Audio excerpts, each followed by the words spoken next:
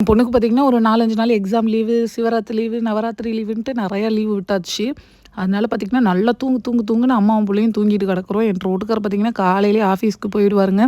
கதவ இழுத்து பூட்டுற நான் தாங்க 12 மணி, 1 மணிக்கு தான் முழிக்கிறது. Back to normal.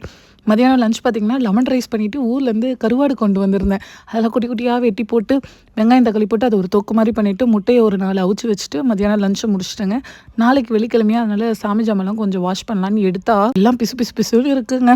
அப்படியே விளக்கேத்தி வச்சுட்டு 3 மாசம் கழிச்சு தானே மறுபடியும் எடுத்தோம். ஊருக்கு போயிட்டு வந்து, அதனால அப்படியே பிசு பிசுன்னு இருந்துச்சா, எங்க அத்தை ஒரு ரெமெடி சொல்லியிருக்காங்க. இந்த மாரி பிசு பிசுன்னு இருக்கும்போது, நம்ம விபூதி இருக்குல்ல, அத போட்டு கொட்டி நல்லா அத வெறுமனே தண்ணி எதுவுமே ஊத்தாம நல்லா தேய்ச்சிட்டோன்னா, எண்ணெய் பிசுக்கு எல்லாமே போயிடும். அதுக்கப்புறம் நார்மலா பீத்தாம்பரி அது இதுன்னு போட்டு எல்லாத்தையும் வாஷ் பண்ணி வச்சோன்னா, விளக்கு எண்ணெய் பிசுக்கு இல்லாம நல்லா பளிச்சுன்னு ஆகும். அது மாரி ட்ரை பண்ணேன். சூப்பரா வந்துருந்துச்சு. நீங்களும் ட்ரை பண்ணி பாருங்க. அதுக்கப்புறம் அடுத்த நாள் பார்த்தீங்கன்னா, ஈவினிங் போல விளக்கேத்தி வச்சுட்டு, என் பொண்ணுக்கு கொஞ்சம் சொல்லிக் குடுக்க ஆரம்பிச்சுட்டேங்க. மறக்காம சேனல ஃபாலோ பண்ணிக்கோங்க.